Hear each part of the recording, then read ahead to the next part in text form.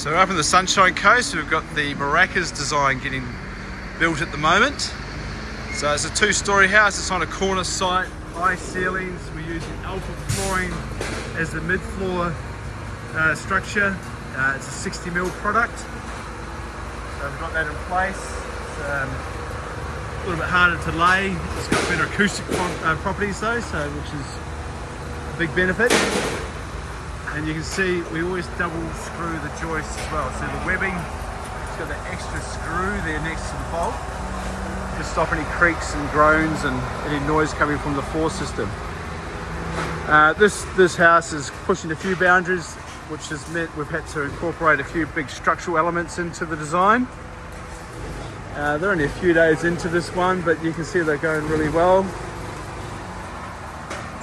This is quite a large house. It's got swimming pools. It's basically taking up the entire site. Not a lot of space left. This is one of our designs that we've been working on for the last few months, but it's great to see it all coming together. And it's certainly a beautiful location for it.